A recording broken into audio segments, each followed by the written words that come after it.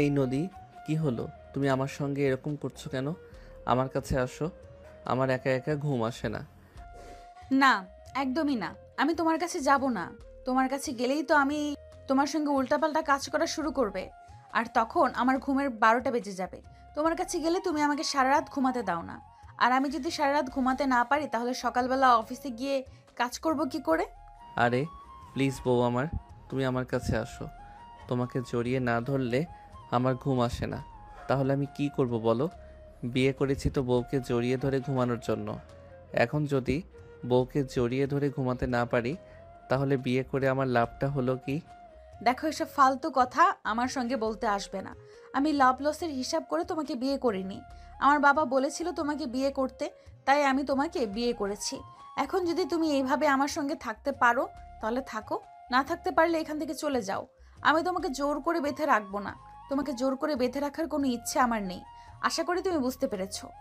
আমি সবটা খুব ভালোভাবেই বুঝতে পেরেছি। আমি এটা খুব ভালোভাবেই বুঝতে পেরেছি। আমি যদি জোর করে তোমাকে কাছে টেনে না নিই, তাহলে তুমি কখনোই নিজের থেকে আমার কাছে আসবে না।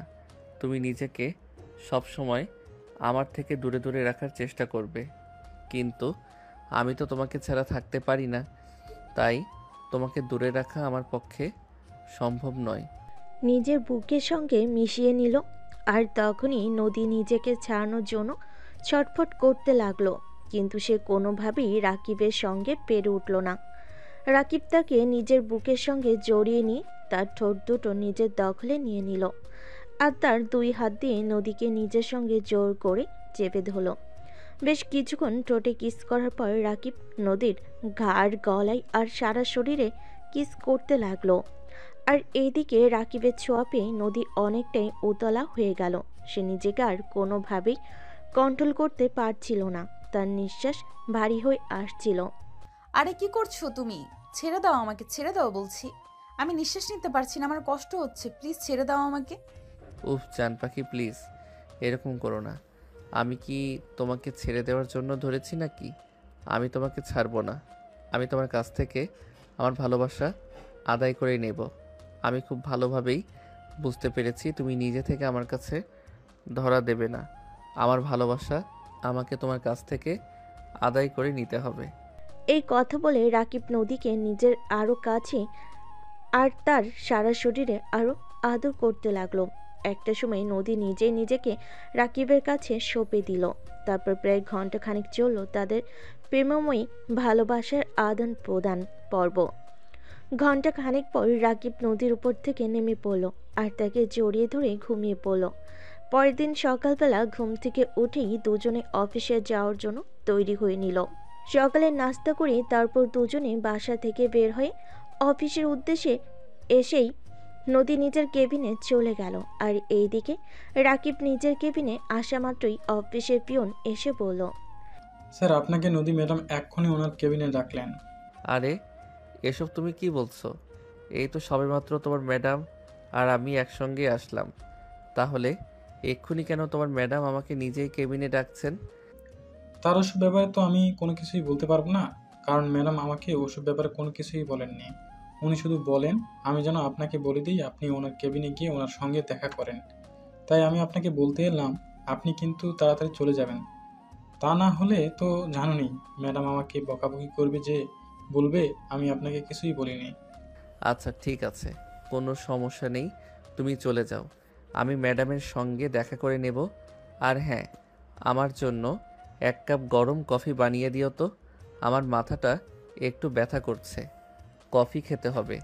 আচ্ছা স্যার, ঠিক আছে, কোনো সমস্যা নেই। সে না হয় আমি বানিয়ে দিচ্ছি, কিন্তু আপনি এক্ষুনি একবার নদী ম্যাডামের সাথে দেখা করে আসুন। তা না হলে কিন্তু আমাকে বকা খেতে হবে, এটা আমি আপনাকে বলে দিলাম। এই বলে পিয়ন সেখান থেকে বের হয়ে রাকিবের জন্য কফি আনতে চলে গেল। আর এইদিকে রাকিব ব্যাগটা ডেস্কে রেখে তারপর নদীর কেবিনে চলে গেল তার সঙ্গে দেখা করতে।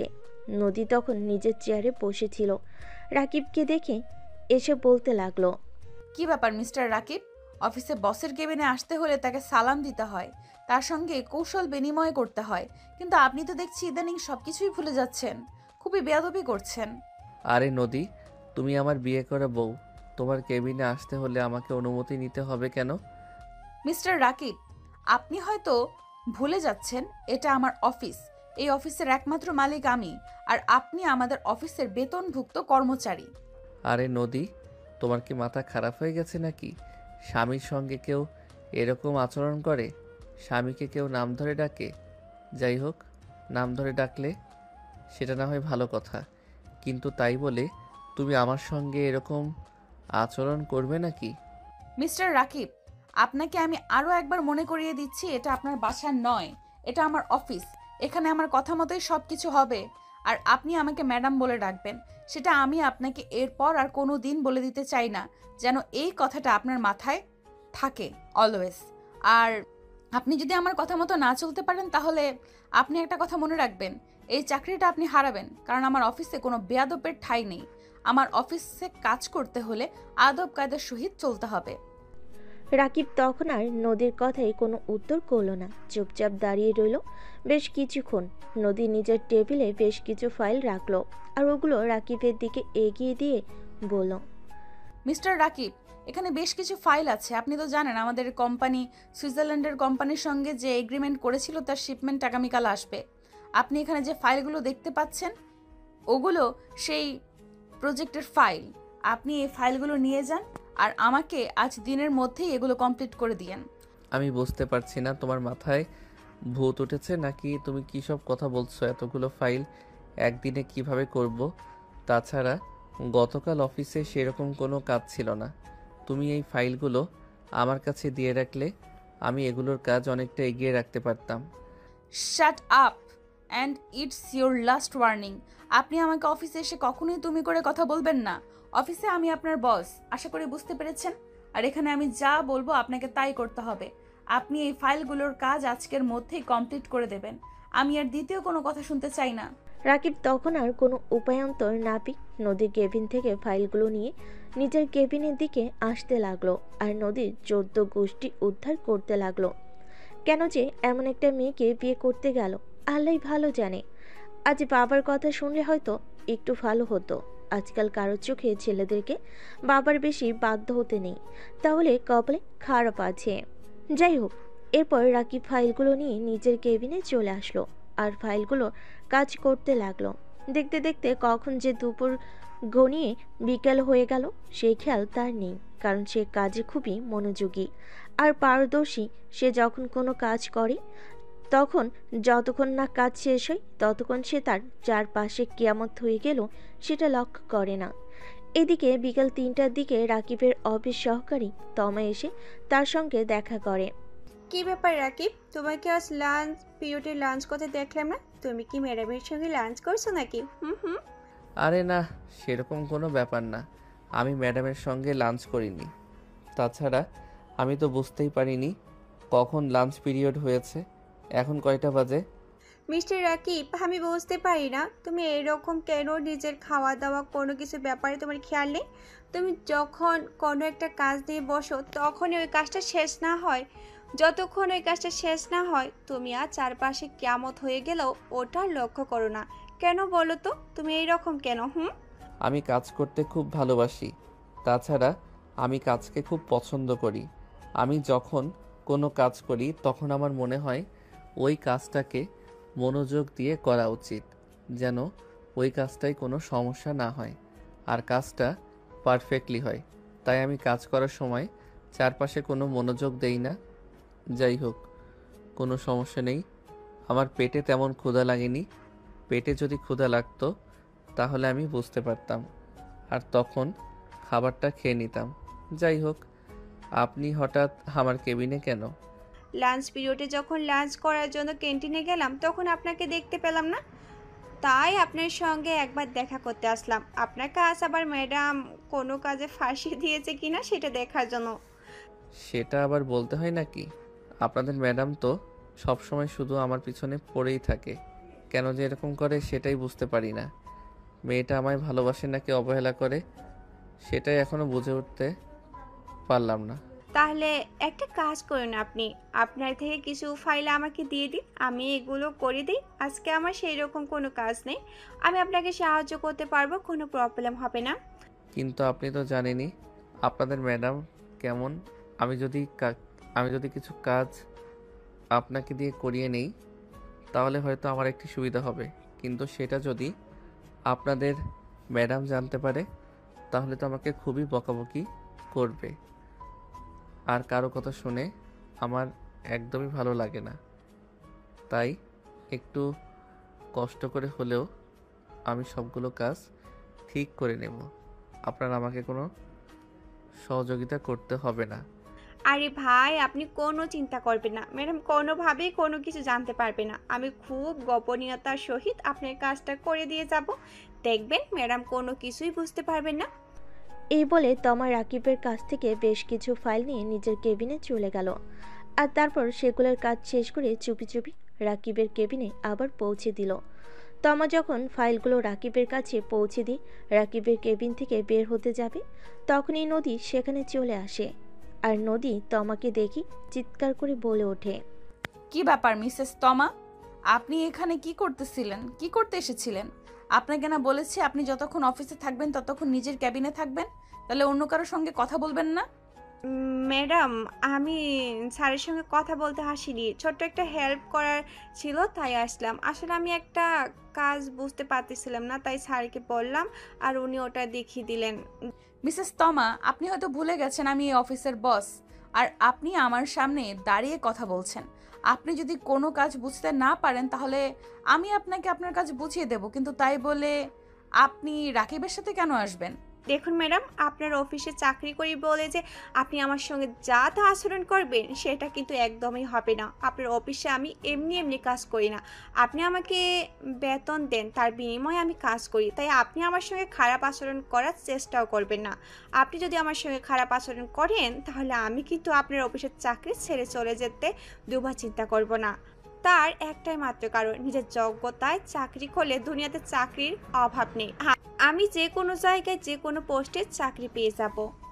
নদী তখন তমার সঙ্গে আর কোনো কথা বলল না। তমা সেখান থেকে সোজা নিজের কেবিনে চলে যায়।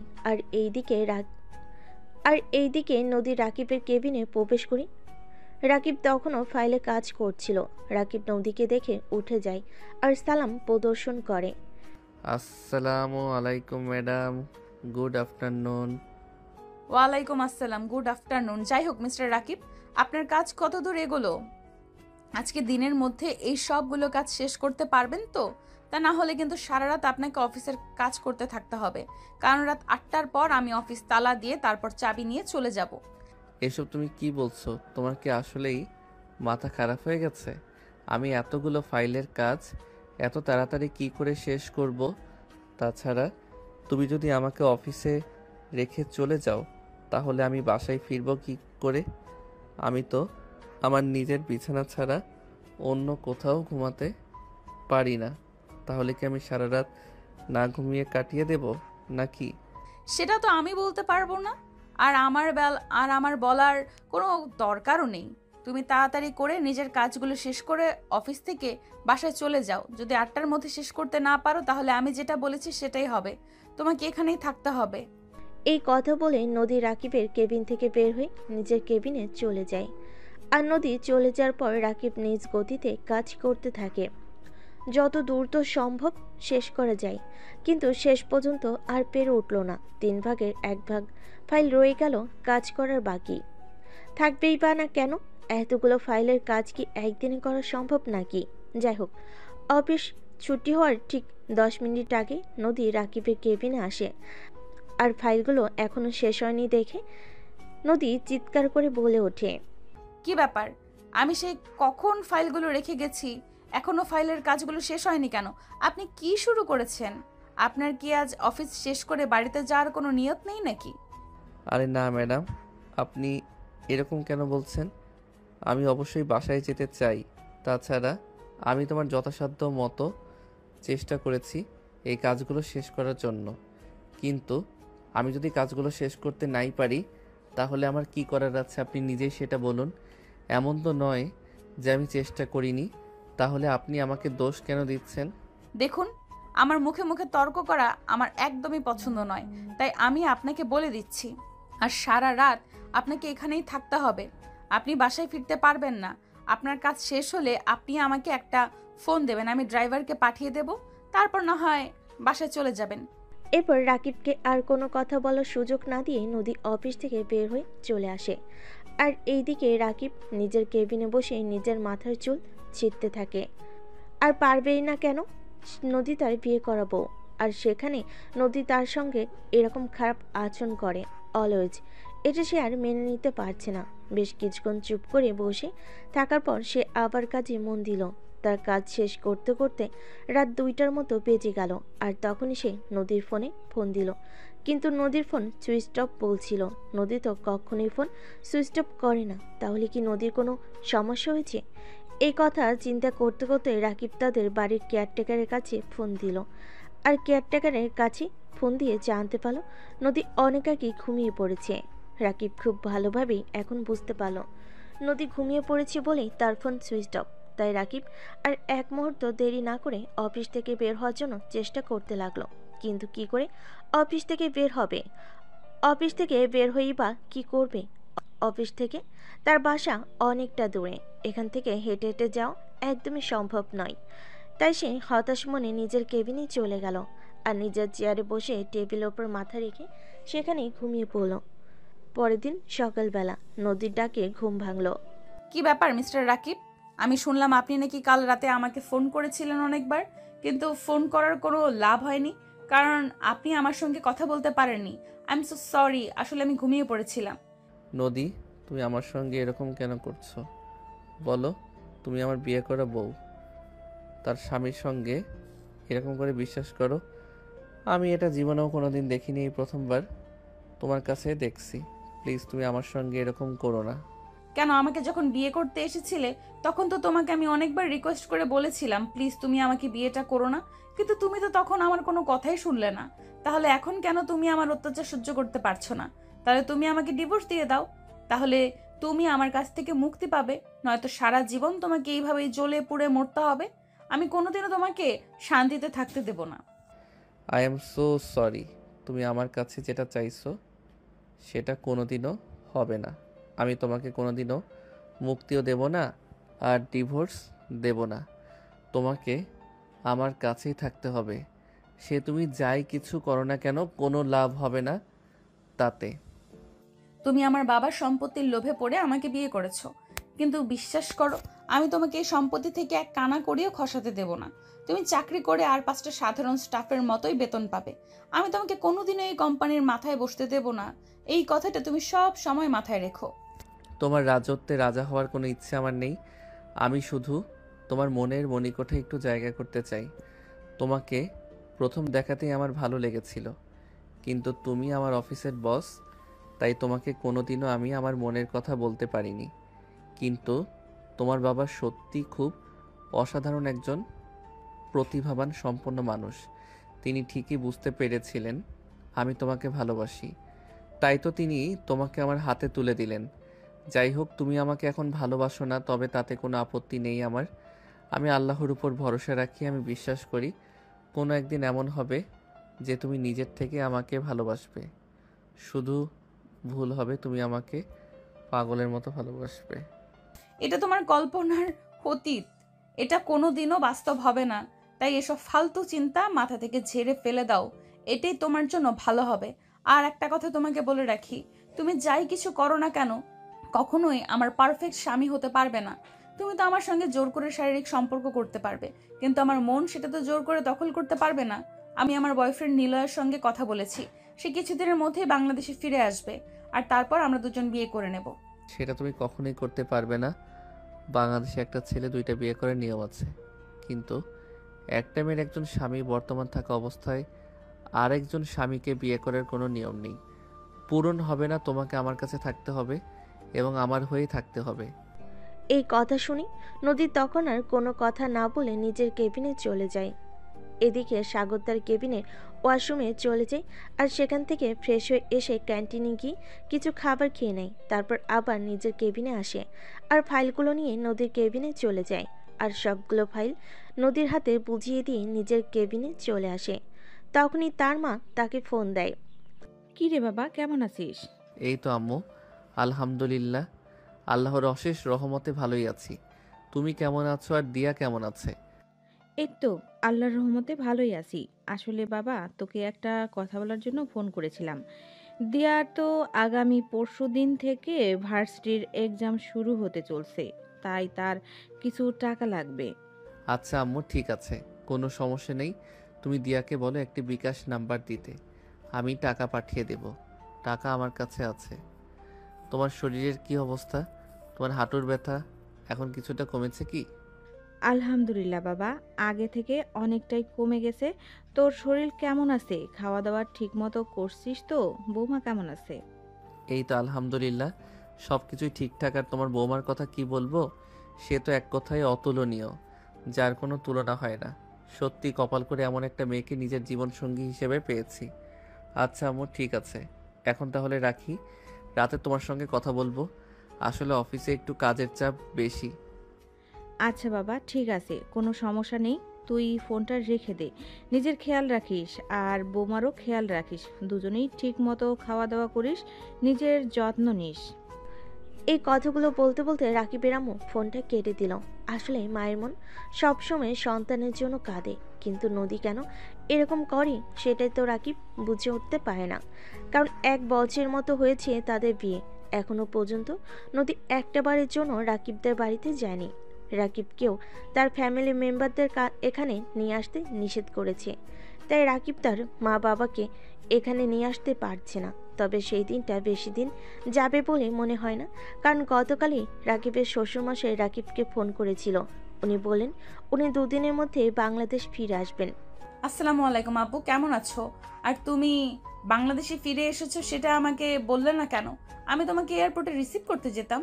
তুমি অবশ্যই কাজ নিয়ে অনেক বেশি ব্যস্ত থাকো, তাই তোমাকে কোনো কিছু বলা হয়ে ওঠেনি। যাই হোক, তুমি কেমন আছো আর অফিস কেমন চলছে? এই তো আব্বু, আলহামদুলিল্লাহ সবকিছু ভালোই চলছে। তোমার কি অবস্থা? আর যুক্তরাষ্ট্রের ব্যবসার খবর কি? আলহামদুলিল্লাহ সবকিছু ঠিকঠাক চলছে। যাই হোক, রাকিব কোথায়? রাকিবকে তো দেখতে পাচ্ছি না। অফিসের কাজে ব্যস্ত আছে। আসলে অফিসের কাজের চাপ তো একটু বেশি, আমি একা একা সামাল দিতে পারছি না, তাই ওকে বলেছিলাম অফিসে যেতে। এসব তুমি কি বলছো? ও আমাদের বাড়ির জামাই, ও অফিসে গিয়ে কাজ করছে, তাও আবার তুমি ওকে অফিসে রেখে চলে এসেছো? এগুলো আমি কি শুনছি নদী? আমি তো তোমার কাছ থেকে কখনো এগুলো আশা করি না।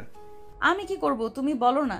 একা একা যদি অফিস সামলাতে না পারি আর অফিস সামলানোর মতো পারফেক্ট কাউকে খুঁজে না পাই, তাহলে রাকিবকে দিয়ে একটু কাজ করিয়ে নিলে ক্ষতি কোথায়? তাছাড়া সে তো সারাদিন একা একা বাসায় বসেই থাকে। তাছাড়াও তো একটা মানুষ একটু প্রশান্তির দরকার আছে। অফিসে গেলে মানুষজনের সঙ্গে কথা বললে ভালো লাগবে, একটু কাজ করলে শরীর মন দুটোই ভালো থাকবে। হ্যাঁ, সেটা ঠিক আছে। তার জন্য তুমি তাকে মাঝে মধ্যে ঘুরতে নিয়ে যেতে পারো, তাই বলে তুমি অফিসে কাজ করাবে?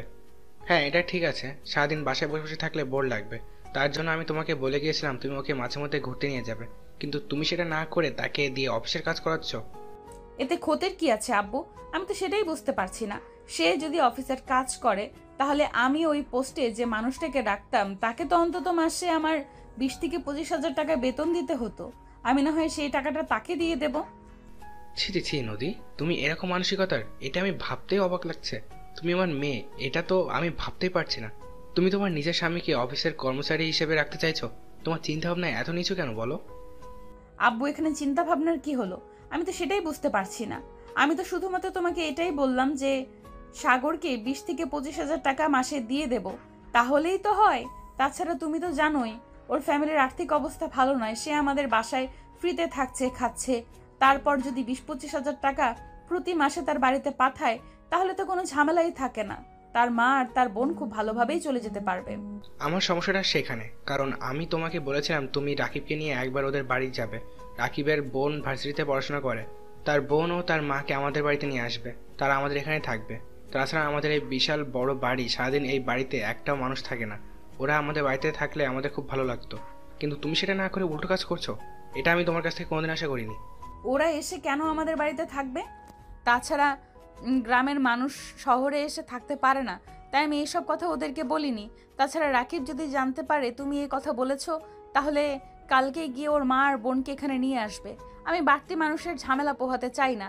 তাছাড়া শহরের বাড়িতে 2টা মানুষের খরচ কত সেটা তুমি খুব ভালো করেই জানো। কথাটা বলা মাত্রই তার বাবা গিয়ে তার গালে ঠাস ঠাস করে 2টা চড় বসিয়ে দিতে লাগলো। ছি নদী, তুমি এতটা নিচু? টাকা পয়সা আর সম্পত্তি কিন্তু তোমার কামাই নাই, সবকিছু আমি অনেক কষ্ট করে উপার্জন করছি। তাই এগুলোর উপর এখনো তোমার অধিকার হয়ে ওঠেনি। আমি যেদিন এই সব কিছু তোমার নামে করে দিব, কিংবা যেদিন আমি মরে যাব, সেদিন থেকে তোমার এসব কিছুর উপর অধিকার হবে। তার আগে কেন তুমি অধিকার বলানো শুরু করে দিয়েছো? আমি যেটা বলেছি সেটাই হবে। কালকে তুমি রাকিবকে নিয়ে ওদের গ্রামের বাড়িতে যাবে, ওর মা আর বোনকে এখানে নিয়ে আসবে। নদী তখন তার আব্বুর কথায় কোনো উত্তর না দিয়ে নিজের রুমে চলে যায়, কারণ তার আব্বুর কথার উত্তর দেওয়া তার জন্য মোটেও ভালো হবে না। কারণ সে যদি এই মুহূর্তে তার আব্বুর সঙ্গে মুখোমুখি তর্ক করে, তাহলে তার আব্বু আরও প্রচণ্ড পরিমাণ ক্ষেপে যাবে। আর তার আব্বু যদি ক্ষেপে যায়, তাহলে কি হবে সেটা সে খুব ভালো করেই জানে। তাই এই মুহূর্তে তার উচিত তার আব্বুর সঙ্গে কোনো কথা না বলে চুপচাপ থাকা। নদী নিজের রুমে চলে যায় আর আগে ফুসফুস করতে করতে চিন্তাভাবনা করতে থাকে। যেভাবে হোক রাকিবের মা আর বোনকে এখানে নিয়ে আসা যাবে না। এমনিতেই রাকিব একটা উটকো ঝামেলা এখানে সে পড়ে আছে। এরপর যদি আবার তার মা বোন এখানে চলে আসে, তাহলে তো আরও বড় একটা ঝামেলা হয়ে যাবে। এটা কোনোভাবেই করতে দেওয়া যাবে না। সেদিন রাকিব অফিস শেষ করে বাসে আসতে আসতে রাত 10টার মতো বেজে গেল। এদিকে তার শ্বশুরমশাই কাজের মেয়েকে দিয়ে রাকিবের পছন্দ মতো অনেকগুলো খাবার রান্না করে ডাইনিং টেবিলে বসে অপেক্ষা করতে লাগলো। রাত 10টার পর রাকিব বাসে এসে কলিং বেল চাপ দিতে তার শ্বশুরমশাই গিয়ে দরজা খুলে দেয়। রাকিব তার শ্বশুরমশাইকে দেখতে পেয়ে রাকিব তার শ্বশুরমশাইকে পা ছুঁয়ে সালাম করে। তার শ্বশুরমশাই মাথায় হাত রেখে বলতে থাকে, কেমন আছেন বাবা? এই তো আলহামদুলিল্লাহ বাবা, আল্লাহর রহমতে এখনো পর্যন্ত সুস্থই আছি। তবে বেশি দিন সুস্থ থাকতে পারবো বলে মনে হয় না। যাই হোক, তুমি কেমন আছো? তোমার অবস্থা কি? এই তো বাবা আলহামদুলিল্লাহ, আল্লাহর অশেষ রহমতে ভালোই আছি। যাই হোক, আপনি এসেছেন ভালোই হয়েছে। কটা দিন আপনার সঙ্গে সময় কাটাতে পারবো। ভালো লাগছিল না একা একা, আপনাকে মিস করছিলাম খুব। একদম ঠিক কথাই বলেছ। আমিও তোমাকে খুব মিস করছিলাম, তাই 1 মাসের জন্য বাংলাদেশে চলে এসেছি। এই 1 মাস আমি তোমাদের সঙ্গে থাকবো। এখন একটা কাজ করো, রুমে চলে যাও আর তাড়াতাড়ি ফ্রেশ হয়ে নিচে আসো। আমি তোমার পছন্দের অনেকগুলো খাবার রান্না করিয়েছি, দুজনে একসঙ্গে বসে রাতের খাবার খাবো। রাকিব তখন কোনো কথা না বলে চুপচাপ নিজের রুমে চলে গেল আর কাপড় চোপড় চেঞ্জ করে ফ্রেশ হয়ে খাবার টেবিলে চলে আসলো। তারপর শ্বশুরমশাই দুজনে মিলে একসঙ্গে বসে রাতের খাবার খেয়ে নিল। খাওয়া দাওয়া শেষ হলে দুজনেই গিয়ে ড্রয়িং রুমের সোফায় বসলো। আর তখনই নদীর আম্মু রাকিবকে বলতে লাগলো, জামাই বাবা, আমি নদীকে বলে দিয়েছি কাল তুমি নদীকে নিয়ে তোমাদের গ্রামের বাড়িতে যাবে। তারপর তোমার মা আর বোনকে এখানে নিয়ে চলে আসবে। আমি চাই তারা এখানে থাকুক। হ্যাঁ বাবা, সেটা না হয় ঠিক আছে, কিন্তু দিয়ার তো পরীক্ষা চলছে। আগামীকাল থেকে ওর পরীক্ষা, আমি আজকে ওর পরীক্ষার ফি পাঠালাম। ও আচ্ছা, ঠিক আছে, কোনো সমস্যা নেই। তাহলে তো 1 সপ্তাহ পরে এই পরীক্ষা শেষ হয়ে যাবে। ওর পরীক্ষা শেষ হয়ে গেলে তারপর না হয় ওকে এখানে নিয়ে আসবে। আমি চাই দিয়া এখানে থেকে ভার্সিটি পড়াশোনা করুক। আচ্ছা বাবা, ঠিক আছে, কোনো সমস্যা নেই। আমি আম্মুকে ফোন দিয়ে বলে দেব আপনি কথা বলেছেন, তারপর ওদেরকে রেডি হয়ে থাকতে বলবো। যাই হোক আব্বু, আপনার শরীরের কি অবস্থা? আপনার শরীর ঠিকঠাক আছে তো? হ্যাঁ বাবা, আমার শরীর একদম সম্পূর্ণ ঠিকঠাক আছে। আর এই কয়দিন তোমাদের সঙ্গে থাকলে আরও ভালো হয়ে যাবে। যাই হোক, এখন রুমে চলে যাও। সারাদিন অফিস থেকে পরিশ্রম করে এসেছো, এখন বিশ্রাম নেওয়া প্রয়োজন। আর নদীকে বলো তোমার একটু খেয়াল নিতে। তোমার শরীরটা কেমন যেন শুকিয়ে গেছে। আগে তো এরকম ছিল না। আমি যখন বাংলাদেশে ছিলাম তখন তো শরীর একদম ঠিক ছিল। আমি চলে যাওয়ার পর কি তুমি ঠিক মতো খাওয়া দাওয়া করো না নাকি? না আব্বু, সেরকম কিছুই নয়। আসলে আপনি চলে যাওয়ার পর থেকে আপনাকে খুব বেশি মিস করছিলাম। আপনার কথা খুব বেশি মনে পড়ছিল, তাই আর খাওয়া দাওয়া করব না। কেন? আপনি চলে যাওয়ার পর নদী মাঝে মধ্যেই রান্না করে আমাকে এটা ওটা খাওয়াতো, আমার খুব ভালো লাগতো। তাছাড়া ভালোই তো ছিলাম আমরা দুজনে। দেখো রাকিব, তুমি আমার মেয়ের জামাই। আমি আমার মেয়ের সম্পর্কে খুব ভালো করে জানি। তুমি আমার মেয়ের কাছে কতটা ভালো ছিলে সেটা আমি খুব ভালো করে বুঝতে পারি। দেখো, আমি সব কিছুর জন্য খুবই দুঃখিত। আমি আমার মেয়েটাকে ভালোর জন্য সব কিছু করলাম, কিন্তু আমার মেয়েটা তার নিজের ভালোটা বুঝতে পারছে না। সে এখনও তার বয়ফ্রেন্ড নিয়ে পড়ে আছে, যে ছেলেটা কিনা তাকে দিনের পর দিন ঠকাচ্ছে। ছেলেটা আমেরিকাতে পরপর বেশ কয়েকটা মেয়ের সঙ্গে রিলেশনে আছে, যেগুলো আমি নিজের চোখে দেখেছি যখন আমি আমেরিকায় ঘুরতে গিয়েছিলাম। কিন্তু আমার মেয়েটাকে আমি এই কথাগুলো কোনোভাবে বিশ্বাস করাতে পারছি না। ঠিক আছে আব্বু, কোনো সমস্যা নাই। আপনি এ ব্যাপারে কোনো চিন্তা করবেন না, দেখবেন আস্তে আস্তে সব ঠিক হয়ে যাবে। আপনি আমার উপর ভরসা রাখুন, দেখবেন একদিন আমি সব কিছু ঠিক করে দেব। এরপর শ্বশুর জামাই দুজনে মিলে আরও বেশ কিছুক্ষণ কথা বলে নিজেদের রুমে চলে গেল। তারপর ঘুমিয়ে পড়ল। পরের দিন সকালবেলা রাকিব ঘুম থেকে উঠে ফজরের নামাজ পড়ছিল, আর তখনই নদী তাড়াহুড়ো করে বিছানা থেকে নেমে ওয়াশরুমে চলে যায়। এটা দেখে রাকিব কিছুই বুঝতে পারে না, তাই নামাজ শেষ করে সে বিছানায় গিয়ে বসলো। আর নদী কেন এত সকাল সকাল ঘুম থেকে উঠেছে সেটা জানার জন্য অপেক্ষা করতে লাগলো। নদী যখন ওয়াশরুম থেকে বের হবে, প্রায় 5 মিনিট পর ওয়াশরুম থেকে বের হলো। আর ঠিক তখনই রাকিব তার সামনে দাঁড়িয়ে তাকে প্রশ্ন করলো, কি ব্যাপার লক্ষ্মী বউ আমার, আজ এত সকালে ঘুম থেকে উঠলে কেন? তুমি তো কখনোই এত সকালে ঘুম থেকে ওঠো না। দেখো, সব কিছু জেনে শুনে একদমই এইসব কাজকর্ম করবে না। এসব ফাজলামো করে আমার কিন্তু একদমই ভালো লাগে না। তুমি খুব ভালো করে জানো আব্বু বাড়িতে চলে এসেছে, আর আব্বু যখন বাড়িতে থাকে তখন আমাকে খুব সকাল সকাল ঘুম থেকে উঠতে হয়। আর আব্বু বাড়িতে থাকলে যদি সকাল সকাল ঘুম থেকে না উঠি তাহলে আব্বু হাজারটা কথা শুনতে হবে।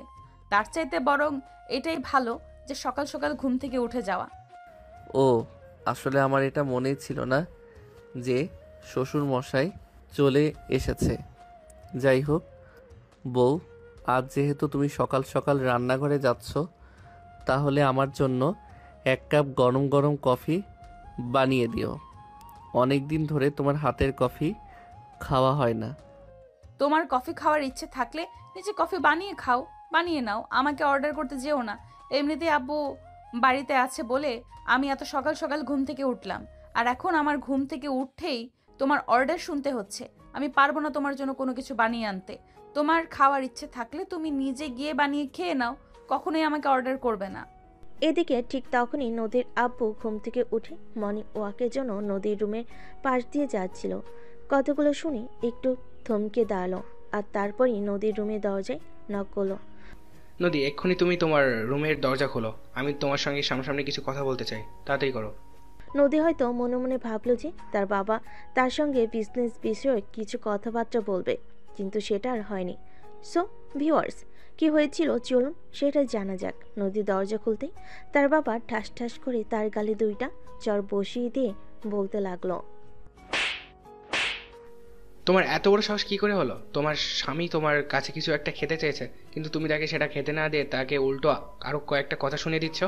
তুমি কেমন মেয়ে বলো শুনি, যে নিজের স্বামীর আবদার পূরণ করতে পারে না? আব্বু, আপনি ভুল শুনেছেন, আমাদের মধ্যে সেরকম কিছুই হয়নি। তুমি চুপ করো, আমরা বাবা মেয়ে কথা বলছি, আমাদের মাঝখানে কথা বলতে আসবে না। আমি খুব ভালো করে জানি সে তোমাকে সহ্য করতে পারে না, কিন্তু তাই বলে তোমার সঙ্গে এরকম আচরণ করবে সে? কেন এটা বারবার ভুলে যায় সে তোমার বিয়ে করা বউ, আর তুমি তার স্বামী। তোমার কথা মেনে চলা তার কর্তব্য। মানি না আমি এই কর্তব্য। তোমাদেরকে কতবার বলেছি আমি এই ছেলেটাকে নিজের জামাই হিসেবে মেনে নিতে পারছি না, যে কিনা আমার চাইতে বয়সে ছোট। আমি সোসাইটির সামনে তাকে নিয়ে দাঁড়াতে পারি না। আমার বন্ধু মহলে সবাই তাকে নিয়ে হাসাহাসি করে। আমি এগুলো সহ্য করতে পারছি না। আমি এই সম্পর্ক থেকে মুক্তি চাই। দেখো নদী, এখন কিন্তু একদম বেশি বাড়াবাড়ি হয়ে যাচ্ছে। আমি কিন্তু এটা কখনোই তোমার কাছ থেকে আশা করি না। আমি চাইবো তুমি নিজেকে শুধরে নাও, আর কখনো এসব বেয়াদবি মার্কার কথা না বলো। আচ্ছা, তোমার থেকে বয়সে ছোট, কিন্তু কি হয়েছে? তাছাড়া তার সঙ্গে তোমার বয়সের ডিফারেন্স খুব বেশি নয়। তোমার চাইতে মাত্র 2 বছরের ছোট রাখি। আর বর্তমান সমাজে এটা কোনো বিষয় নয়। আর কোন সোসাইটির কথা বলছো? তোমার এই সোসাইটি কি তোমাকে 2টা পয়সা দিয়ে চালাবে, নাকি একবেলা খাওয়াবে? কোনটা করবে বলো? আব্বু, আমি বুঝতে পারছি না তুমি বারবার কেন আমার সঙ্গে এরকম করছো। বাইরের একটা ছেলের জন্য তুমি আমার গায়ে হাত তুলছো বারবার, কিন্তু কেন এমনটা করছো তুমি আমার সঙ্গে? চুপ কর বেয়াদব মেয়ে, কাকে তুমি বাইরের ছেলে বলছো? সে তোমার স্বামী, তার সঙ্গে তোমার বিয়ে হয়ে গেছে। তাহলে তুমি তাকে বাইরের ছেলে কেন বলছো? যাকে তুমি সম্মান দিতে পারো না তাকে তুমি এভাবে অবহেলা করবে? আজকের পর থেকে যদি কখনো আমার চোখে এটা ধরা পড়ে যে তুমি তার সঙ্গে অসভ্যের মতো আচরণ করছো, তাহলে একটা কথা মনে রেখো, আমার সাথে খারাপ কিন্তু কেউ হবে না। আমি হয়তো এটাও ভুলে যাব যে তুমি আমার নিজের মেয়ে। নদী তখন কোনো কথা না বলে চুপচাপ কান্না করতে করতে সেখান থেকে চলে গেল। তখন সে আর রান্নাঘরে না গিয়ে বাগানে চলে আসলো। বাগানে একটা চেয়ারে বসে রইল, আর এদিকে রাকিব নদীকে সারা বাড়ি তন্ন তন্ন করে খুঁজে বেড়ালো, কিন্তু কোথাও খুঁজে পেল না। অবশেষে সে বাগানে চলে আসলো, আর বাগানে সে দেখতে পেল মন খারাপ করে বসে আছে। তাই রাকিব নদীর পাশে গিয়ে বসলো, আর নদীর কাঁধে হাত রেখে বলতে লাগলো, প্লিজ তুমি মন খারাপ করো না আব্বু, প্লিজ তুমি মন খারাপ করো না। আব্বু যা বলেছে তার জন্য আমি তোমাকে সরি বলছি। প্লিজ তুমি বাসায় ফিরে চলো, আমি তোমার কাছে আর কখনোই স্বামীর অধিকার চাইবো না, জোর করে তোমার সঙ্গে কোনো কিছুই করব না। আমি বুঝতে পেরেছি তুমি আমায় ভালোবাসো না। এই হারামজাদা, তুই যখন সবকিছু বুঝতে পারছিস তাহলে এখানে হাবলার মতো পড়ে আছিস কেন? এখান থেকে চলে যা, যেখানে গেলে তোকে আমার বাবা কোনোদিনও খুঁজে পাবে না। আমি চাই না তুই এখানে থাক। ঠিক আছে, কোনো সমস্যা নেই। আমি এই ব্যাপারে তোমার আব্বুর সঙ্গে কথা বলবো এবং এখান থেকে চলে যাব। তুমি কোনো চিন্তা করো না। এরপর রাকিব নদীর সঙ্গে আরো অনেকক্ষণ কথা বলল, আর তারপর নদীকে নিয়ে বাসে চলে আসলো। আর এদিকে দেখতে দেখতে বেশ কয়েকদিন চলে গেল।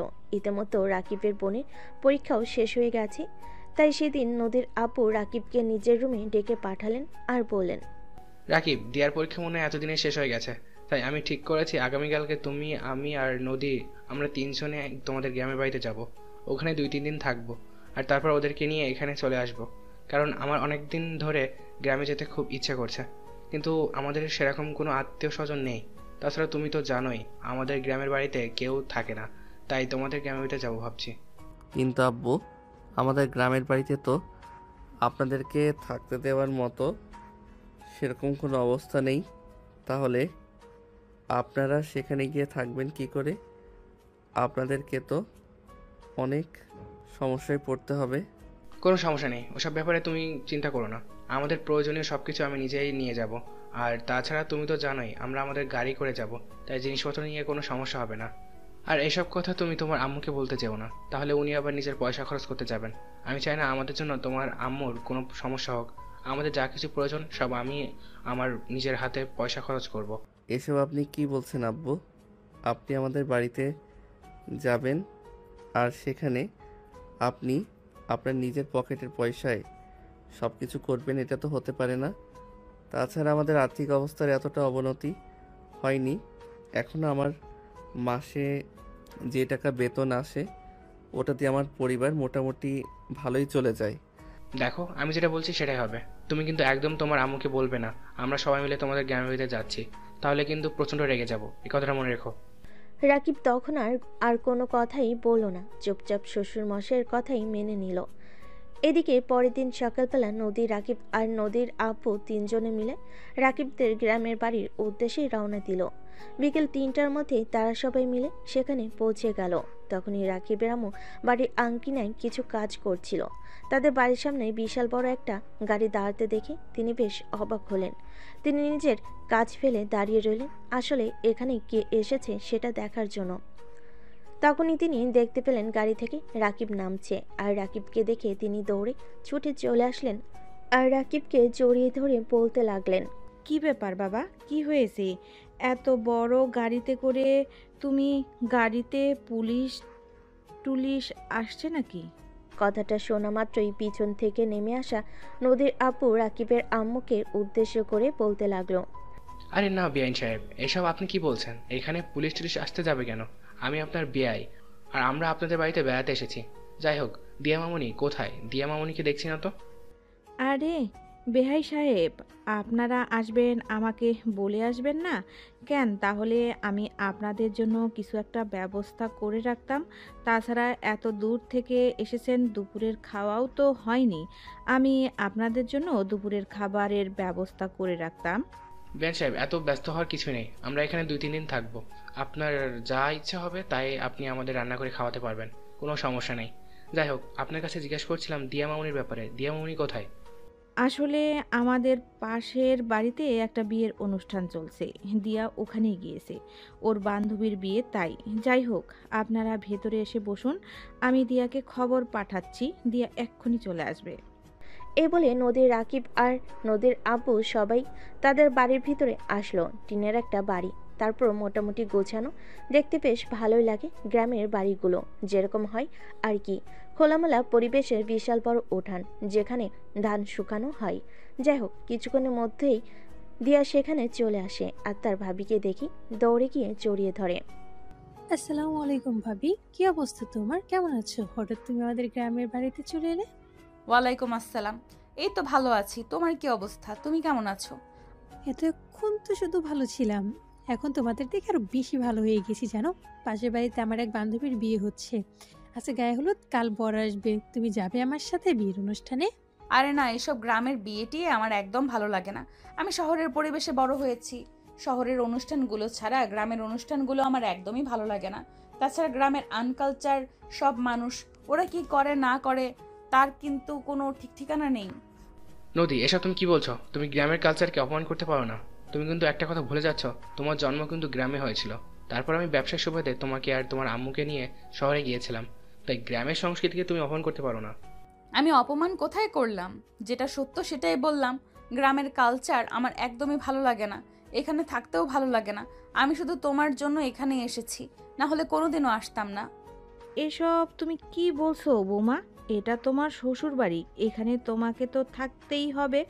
আমাদের মেয়েদের তো এটাই জীবন, সারা জীবন শ্বশুর বাড়িতে কাটিয়ে দেওয়া। আর তুমি বলছো তুমি তোমার শ্বশুর বাড়িতে আসতেই না? সংসার, শ্বশুরবাড়ি এগুলো না আমার ঠিক ভালো লাগে না। তাই এসব কথাবার্তা আমার সঙ্গে বলবেন না। আমি শুধু আব্বুর কথা রক্ষার জন্য এখানে এসেছি, তা না হলে আমি কখনোই আসতাম না। আম্মু প্লিজ, তুমি এসব ব্যাপারে কথা বলো না। যেটা যখন হয় সেটা তখন দেখে নেওয়া যাবে। এখন তুমি আমাদের সবার জন্য রাতের খাবার তৈরি করো। তোমার হাতের রান্না অনেক দিন ধরে খাওয়া হয় না, তাই ভাবছি আজ তোমার হাতের রান্না পেট ভরে খাবো। হ্যাঁ বাবা, একদম তাই। কিন্তু একটা কাজ কর, বাড়িতে তো কোনো বাজার সদাই নেই। তাছাড়া আমরা মা মেয়ে থাকি, আমাদের সেরকম কোনো বাজার সদাইয়ের প্রয়োজনও হয় না। বাগানে যেসব সবজি পাই, পুকুরে যেসব মাছ আছে, ওইগুলোই দিয়ে আমাদের চলে যায়। তুই বাজার করে নিয়ে আয়। সেটার কোনো প্রয়োজন হবে না, তোমরা এখানেই থাকো। নদী, তুমি দিয়ার সঙ্গে ওর বান্ধবীর হলুদের অনুষ্ঠানে যাও, ওখানে গিয়ে উপভোগ করো, তোমার অনেক ভালো লাগবে। তুমি গ্রামের মানুষের সঙ্গে একেবারে মিশিয়ে দেখো, তোমার এখানেই থেকে যেতে মন চাইবে। আমি নিজেই বাজারে যাচ্ছি, আমি বাজার থেকে প্রয়োজন সব জিনিস নিয়ে আসবো। বিয়ান সাহেবা, আপনি শুধু রান্নার প্রস্তুতি নিন, আজ আপনার হাতে রান্না খাবো। এই কথা বলে নদীর আব্বু বাজারের ব্যাগ নিয়ে বাসা থেকে বের হয়ে পড়লো আর তারপর সোজা বাজারে চলে গেল। সেখান থেকে বেছে বেছে বাজারে বড় মাছ, মুরগি আর গরুর মাংস নিয়ে আসলো। তারপর সেগুলো রাকিবের আম্মুর হাতে তুলে দিয়ে বলতে লাগলো, আজ অনেক সুন্দর করে এগুলো রান্না করবেন, সবাই মিলে একসঙ্গে বসে তৃপ্তি করে খাবো। আসলে গ্রামের মানুষের হাতের রান্না মজাই আলাদা, যেটা শহরের 5 স্টার হোটেলের রান্নায় পাওয়া যায় না। হ্যাঁ, সেটা একদম আপনি ঠিক কথাই বলেছেন বিআই সাহেব। আসলে শহরে তো সব কিছুই ফরমালিনযুক্ত, আমাদের গ্রামে তো সব কিছু টাটকা টাটকা পাওয়া যায়। আমাদের গ্রামের জিনিসের মজাই আলাদা। আপনি কোনো চিন্তা করবেন না, আমি খুব সুন্দর করে সবগুলো জিনিস রান্না করব, দেখবেন আপনি প্লেট চেটে পুটে খাবেন। যাই হোক, আপনি একটা কাজ করুন, আপনি বারান্দায় গিয়ে বসুন, আমি আপনার জন্য গরম গরম 1 কাপ চা বানিয়ে নিয়ে আসি। আমি কিন্তু খুব ভালো রং চা বানাতে পারি, যেটা আপনার বেয়াই খেয়ে খুব প্রশংসা করত। তাই নাকি? তাহলে তো একবার আমাকেও টেস্ট করে দেখতে হয়। আপনি এক কাজ করেন, কড়া লিকার দিয়ে রং চা বানিয়ে নিয়ে আসুন। তারপর চলুন দুই বিআইবিএন মিলে একসঙ্গে বসে চা খাওয়া যাক, তারপর না হয় রান্নার আয়োজন করা যাবে। রাকিবের আম্মু তখন আর এক মুহূর্ত দেরি না করে রান্নাঘরে চলে গেলেন। আর কিছুক্ষণের মধ্যেই তিনি দুজনের জন্য 2 কাপ চা আর কিছু টোস্ট নিয়ে বারান্দায় চলে আসেন। তারপর বেশ কিছুক্ষণ দুজনে মিলে গল্প গুজব করেন আর চা পান। অপরদিকে রাকিব, দিয়া আর নদী এসেছে দিয়ার বান্ধবীর বিয়েতে। দিয়া রাকিব তো অনেক আনন্দ করছে, কিন্তু নদী এসবে অনেক বিরক্ত ফিল করছে। তার এসব একদম ভালো লাগছে না। গান বাজনা, হই হুল্লোড়, চিৎকার। আর তখনই দিয়ার একটা বান্ধবী এসে নদীর গালে হলুদ লাগিয়ে দেয়। এটা দেখে তো নদী প্রচণ্ড পরিমাণ খেপে গিয়ে বলতে থাকে, এগুলো কোন ধরনের অসভ্যতা? তুমি আমার গায়ে হলুদ লাগালে কেন? আরে ভাবি, তুমি এমন রেগে যাচ্ছ কেন? তুমি দিয়ার ভাবি, আমাদেরও ভাবি হও, তাই তোমার সঙ্গে একটু রং করে সে কথা কইলাম, তাই বলে তুমি এভাবে খেপে যাবে? দেখো, এসব রং রসিকতা আমার একদমই পছন্দ নয়। এক্ষুনি আমাকে টিস্যু এনে দাও, এটা মুছতে হবে, তা না হলে আবার আমার স্কিনে দাগ পড়ে যাবে। আমি আবার আমার স্কিনের ব্যাপারে যথেষ্ট কেয়ারফুল। নদীর এরকম ব্যবহারে উপস্থিত সবাই অনেকটা অবাক হয়ে গেল। নদী কেন এরকমটা করলো? তখন রাকিব নদীকে এক পাশে ডেকে নিয়ে এসে বলল, এটা তুমি কি করলে বলো? এখানে গ্রামের সবাই এরকমই করে, বিয়েতে সবাই অনেক আনন্দ উল্লাস করে, না হয় ভুল করে তোমার গালে একটু হলুদ লাগিয়ে দিয়েছে, তাই বলে তুমি এরকম আচরণ করবে? ভুল? কিসের ভুল? আমার গায়ে হলুদ লাগাবে কেন? আমি কি এখানে হলুদ লাগাতে এসেছি নাকি? আমি বুঝতে পারছি না এগুলো কোন ধরনের ব্যবহার। আমাদের গ্রামের মানুষ সবাই এরকম সবার সঙ্গে মিশতে পছন্দ করে, তাই বলে তুমি এরকম করবে নাকি? তুমি এক্ষুনি ওই মেয়েটাকে গিয়ে সরি বলবে, তা না হলে কিন্তু খুব খারাপ হয়ে যাবে। তুমি কি খারাপ করবে আমি সেটাই দেখতে চাই। তুমি আমার সঙ্গে কি করতে পারো? আমি ওই মেয়েটাকে কখনোই সরি বলবো না। মেয়েটা আমার সঙ্গে বেয়াদবি করেছে, তার উপর আমি আবার গিয়ে ওকে সরি বলবো? কখনো এটা আমার পক্ষে সম্ভব নয়। তোমার যদি সরি বলার প্রয়োজন হয় তাহলে তুমি নিজেকে সরি বলতে পারো, আমি কখনোই সরি বলবো না। নদী, এখন কিন্তু একদম বেশি বাড়াবাড়ি হয়ে যাচ্ছে।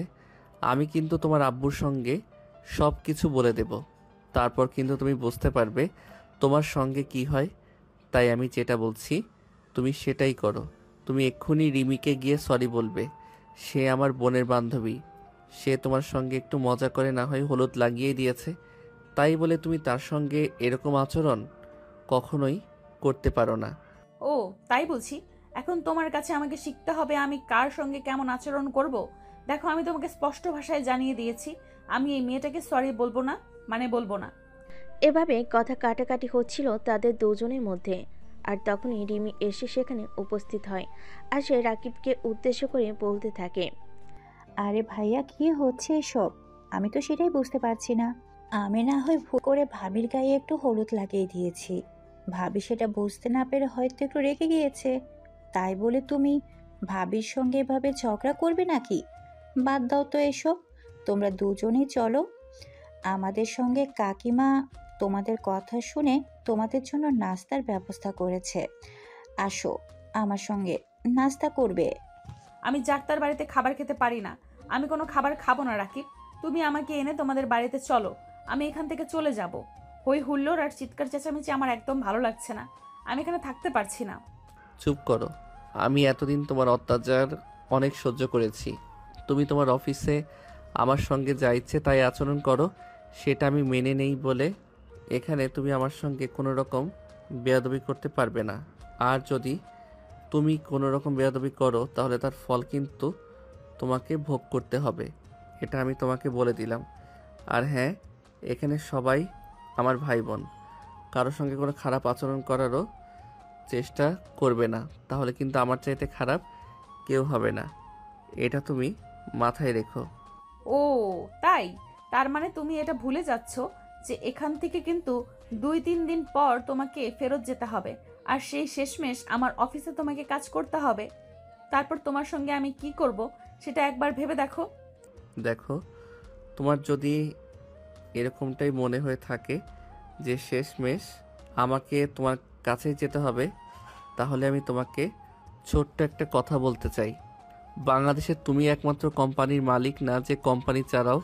বাংলাদেশে কিন্তু তুমি ছাড়াও আরও বেশ অনেকগুলো কোম্পানির মালিক আছে, আর অনেকগুলো কোম্পানিও আছে। আমি চাইলে যে কোনো কোম্পানিতে নিজেই যোগ্যতায় চাকরি পেয়ে যাব। তাছাড়া তুমি যদি আমার একটা কোম্পানিতে চাকরি নাও তাহলে যে কোনো কোম্পানি আমাকে প্রতি মাসে নিজের থেকে 50-60 হাজার টাকা বেতন দিয়ে দিবে। আমাকে বেতন চাইতে হবে না, কিন্তু তোমার কোম্পানিতে মাত্র আমি 20,000 টাকা বেতন পাই। তোমার এইটুকু যোগ্যতা, এর বেশি কিছু পাওয়ার ক্ষমতা তোমার নেই। আমি তোমার যোগ্যতা অনুযায়ী তোমাকে বেতন দেই, তাই এত কথা বলবে না। চুপচাপ আমাকে এখান থেকে নিয়ে চলো। আমি তোমাকে এখান থেকে নিয়ে যেতে পারবো না। তোমার যদি এখান থেকে চলে যাওয়ার ইচ্ছা হয় তাহলে তুমি নিজে নিজেই এখান থেকে চলে যেতে পারো। আর তারপর যদি শ্বশুর আব্বু তোমাকে কিছু বলে তাহলে কিন্তু তার দায়ও আমি নিতে পারবো না। এই বলে রাকিব রিমির সঙ্গে বাড়ির ভেতরে চলে আসলো আর তার কাকিমার রুমে চলে গেল নাস্তা খাওয়ার জন্য। এদিকে নদী কোনো উপায়ন্তর না পেয়ে রাকিবের পিছন পিছন চলে আসে আর তারপর রিমির কাকির ঘরে গিয়ে নাস্তা খেতে থাকে। এভাবে দেখতে দেখতে সন্ধ্যা হয়ে আসলো। সন্ধ্যাবেলা রাকিব তার কাকিমার কাছ থেকে বিদায় নিয়ে দিয়ে আর নদীকে নিয়ে নিজেদের বাড়িতে চলে আসে। এদিকে তার আম্মু নিজের হাতে অনেক কিছু রান্না করে সন্ধ্যা হতে না হতেই তাদের বাড়িতে বিশাল একটা গোল মিটিং শুরু হয়ে গেল। পাড়ার সব ছেলেমেয়েরা চলে এসেছে, শহর থেকে ভাবি এসেছে বলে কথা। সবে মিলে অনেক গল্পগুজব করবে, তাই দিয়া বাড়িতে উঠানে বিশাল বড় একটা পার্টি বিছালো। তারপর সবাই মিলে সেখানে বসে অপেক্ষা করতে লাগলো কখন নদী আসবে। আর এদিকে নদীর রুমে শুয়ে শুয়ে মোবাইলে তার বন্ধুদের সঙ্গে কথা বলছিল। আর তখনই রাকিব সেখানে আসলো আর নদীকে বলতে লাগলো, কি ব্যাপার, তুমি এখানে শুয়ে আছো কেন? পাড়ার সব ছেলেমেয়েরা এসেছে তোমার সঙ্গে গল্প করবে বলে। তোমার কি জীবনে মানুষ দেখে অভ্যাস নেই নাকি? এক্ষুনি ফোনটা রাখো আর আমার সঙ্গে চলো, ওদের সঙ্গে বসে বসে গল্প করবে। তুমি কি আমাকে পাগল পেয়েছো নাকি? গ্রামের এইসব আনকালচার মানুষের সঙ্গে বসে বসে আমি গল্প করব? আমি পারি না এইসব। তুমি এখান থেকে চলে যাও আর ওদেরকে গিয়ে বলে দাও আমি কোনো দিন ওদের সঙ্গে গল্পগুজব করব না। কিন্তু কে শোনে কার কথা? রাকিব নদীর হাত ধরে টানতে টানতে তাকে ওঠানে নিয়ে চলে আসলো আর তারপর তাকে সবার মাঝখানে বসিয়ে দিল। সবাই মিলে একটার পর একটা প্রশ্ন করেই চলেছে নদীর দিকে, কিন্তু নদী কারো কোনো প্রশ্নের উত্তরই দিচ্ছে না। সে চুপচাপ বসে আছে আর রাগে ফুসফুস করছে। ঠিক তখনই নদীর আব্বু সেখানে উপস্থিত হয় আর সবার মাঝখানে বসে বলে, হ্যালো গাইস, আমি তোমাদের আঙ্কেল হই। তোমরা গল্প করছিলে, আমি ওদিকে একা একা বসেছিলাম তো আমার কিছু ভালো লাগছিল না, তাই তোমাদের সঙ্গে আড্ডা দিতে চলে এলাম। তারপর নদীর আপু আর পাড়ার সব ছেলেমেয়েরা মিলে একসঙ্গে গল্পে গুজব করতে লাগলো। নদীর আপু গ্রামের মানুষদের সঙ্গে খুব সহজেই মিশে যেতে পারে, কারণ তিনি গ্রামের ছেলে। অপরদিকে নদীর জন্ম গ্রামে হলেও সে শহরে বড় হয়েছে। তাছাড়া সে একটু হিংসুটে আর বদমেজাজি টাইপের। সে সহজে কারোর সঙ্গে মিশে না, সবসময় সে ক্লাস আর স্ট্যাটাস খুঁজে। এদিকে গল্প করতে করতে কখন যে রাত 10টা বেজে গেল সেটার কি আর খবর আছে? তখনই রাকিবের আম্মু সবাইকে টেবিলে ডাকলেন খাবার খাওয়ার জন্য। আর তারপরে সবাই গল্পগুজব বাদ দিয়ে খাওয়া দাওয়া করতে চলে গেল। খাওয়া দাওয়া শেষ হলে সবাই মিলে নিজেদের রুমে গিয়ে ঘুমিয়ে পড়ল। রাকিব আর নদী এক রুমে ঘুমিয়েছে। মাঝরাতে হঠাৎ করে কারেন্ট চলে গেল আর তখনই নদীর এক অস্বস্তি শুরু হয়ে গেল। সে ঘুম থেকে উঠে বসলো আর রাকিবকে ঘুম থেকে ডেকে তুলে বলতে লাগলো, আমি ঘুমাতে পারছি না, কারণ গরমে আমার খুব ঘুমাতে কষ্ট হচ্ছে। তুমি আমাকে বাতাস করো। তাছাড়া কারেন্ট কতক্ষণ হলো চলে গেছে, এখনো আসছে না কেন? আমার খুব ঘুম পাচ্ছে, আমি তোমাকে বাতাস করতে পারবো না। তাছাড়া এখন কারেন্ট আসবে না, এটা গ্রামের বাড়ি, এখানে কারেন্ট গেলে অনেকক্ষণ সময় লাগে কারেন্ট আসতে। তুমি এভাবে একটু ঘুমানোর চেষ্টা করো। তোমার কি মাথা খারাপ হয়ে গেছে নাকি? এখনো আমি কিভাবে ঘুমাবো? কারেন্ট চলে গেছে প্রায় 1 ঘন্টার মতো হয়ে গেছে, এখনো কারেন্ট আসছে না। গরমে ঘামে ভিজে আমার পুরো শরীর একাকার হয়ে গেছে, আমি কোনোভাবেই ঘুমাতে পারছি না। এই জন্য আমি গ্রামে আসতে চাইছিলাম না। গ্রামে কারেন্ট থাকে না, কোনো কিছুই ভালো লাগে না। আমি কালকেই ঢাকায় চলে যাব, আর এখানে থাকবো না। এই দেখো, মাঝরাতে এরকম ফুসফুস করো না তো, এগুলো একদম ভালো লাগছে না। অনেক দিন পর আমার মায়ের হাতে রান্না খেয়েছি, পেট ভরে খাবার খেয়েছি, তাই এখন একটা শান্তির ঘুম প্রয়োজন। তুমি আমাকে দয়া করে বিরক্ত করো না। ঘুমাতে পারলে ঘুমাও, না ঘুমাতে পারলে বসে থাকো, কিন্তু তারপরও আমাকে কোনো বিরক্ত করো না। আমার বিরক্ত ভালো লাগছে না। এই বলে নদীর কোনো কথা না শুনে রাকিব ঘুমিয়ে পড়ল। আর এদিকে নদী রুমের মধ্যে জামা কাপড় ছেড়ে দিয়ে বসে আছে। তার গরম আর সহ্য হচ্ছে না। গ্রামের বাড়ি বাইরে বের হতো ভয় ভয় লাগছে, তাই সে এভাবেই বসে রইল। শেষ রাতের দিকে কারেন্ট আসলে তারপর বিছানায় শুয়ে ঘুমিয়ে পড়ল, কিন্তু সে নিজের জামা কাপড় ঠিক করতে ভুলে গেছিল। এদিকে সকালবেলা রাকিবের বোন দিয়া তাদের ঘুম থেকে ডাকতে আসে। দিয়ার রুমে এসে দেখতে পাই নদী এভাবে কাপড় চোপড় ছাড়াই ঘুমিয়ে আছে। এটা দেখে দিয়া অনেকটা লজ্জা পেয়ে গেল আর চুপচাপ ওখান থেকে চলে গেল। এদিকে সকাল 8টার দিকে রাকিবের ঘুম ভাঙলো আর রাকিব ঘুম থেকে উঠেই চক্ষু চড়কাস, হাই আল্লাহ, রুমের জানালা খোলা আছে, দরজা খোলা আছে। আর এদিকে নদী কাপড় চোপড় ছাড়াই শুয়ে আছে। সে কোন রকমের বিছানার চাদর টেনে দিয়ে নদীর শরীরটা ঢেকে দিল। তারপর নদীকে ঘুম থেকে ডেকে তুলল। এই নদী, নদী, তাড়াতাড়ি ঘুম থেকে উঠো। এগুলো তোমার কি অবস্থা? তুমি এভাবে জামা কাপড় ছেড়ে দিয়ে শুয়ে আছো কেন? তাড়াতাড়ি জামা কাপড় ঠিক করো, কেউ কিছু দেখে ফেলেনি তো? আল্লাহই জানে। উফ, আমি কি করব? রাতের বেলা অনেক বেশি গরম লাগছিল, তাই আমি নিজেকে আর কোনোভাবে ঠিক রাখতে পারছিলাম না, তাই জামা কাপড় ছেড়ে দিয়ে শুয়েছিলাম। তারপর কখন যে ঘুমিয়ে গেছি সেটাই তো মনে নেই। আর এদিকে সকাল হয়ে গেল, তুমি আমাকে ঘুম থেকে ডেকে তুললে না। তাহলে কি আমি আমার নিজের জামা কাপড় ঠিক করে নিতাম? দেখো, এখন আর বেশি কথা না বলে চুপচাপ নিজের কাপড় চোপড়গুলো ঠিক করো, আর আমি দরজা আটকে বাইরে দাঁড়িয়ে আছি। এ বলে রাকিব রুমের বাইরে চলে গেল। আর এদিকে নদী নিজের কাপড় চোপড় ঠিক করে তারপরে রুম থেকে বের হলো। এদিকে দিয়া নদীকে দেখে মুচকি মুচকি হাসতেছে। নদী বিষয়টা কিছুটা আন্দাজ করতে পারলেও কিছু বলছে না, কারণ সে এটা ভাবতে পারছে না যে ও সময়ে দিয়া ওদের রুমের ভিতর চলে গেছিল। হাত মুখ ধুয়ে সবাই মিলে একসঙ্গে বসে নাস্তা করে নিল। তারপর দিয়া নদীর কাছে আসে আর নদীকে বলে, ভাবি রাতে বুঝি খুব বেশি গরম লেগেছিল তোমার? হ্যাঁ, মাঝরাতে হঠাৎ করে কারেন্ট চলে যাওয়ার পর আমারও সহ্য করা লাগছিল। আমি আর কোনোভাবে সহ্য করতে পারছিলাম না। আচ্ছা ঠিক আছে, সমস্যা নেই। আমার বন্ধুর বাড়িতে চার্জার ফ্যান আছে, আর যাতে আমি এনে রাখবো, কিন্তু দয়া করে তুমি আর এভাবে ঘুমিও না। তুমি যেভাবে ঘুমিয়েছিলে ওভাবে যদি আমিও তোমার রুমে ঢুকে যেতাম তো কি হতো, আমি তো সেটাই ভেবে পাচ্ছি না। নদী তো দিয়ার কথা শুনে অনেকটা লজ্জা পেয়ে গেল। তার মানে দিয়া সব কিছু দেখে ফেলেছে। নদী এভাবে শুয়েছিল, তাই নদী চুপচাপ সেখান থেকে চলে গেল। নিজের রুমে বসে আছে, কার সঙ্গে কোনো কথা বলছে না। আর তখনই রাকিব বিয়ে বাড়ি থেকে আসে আর দিয়াকে বলে, কিরে, কি ব্যাপার? তোর ভাবি কোথায়? তোকে না বলেছিলাম তোর ভাবিকে নিয়ে চলে আসতে? তোরা এখনো বিয়ে বাড়িতে আসিসনি কেন?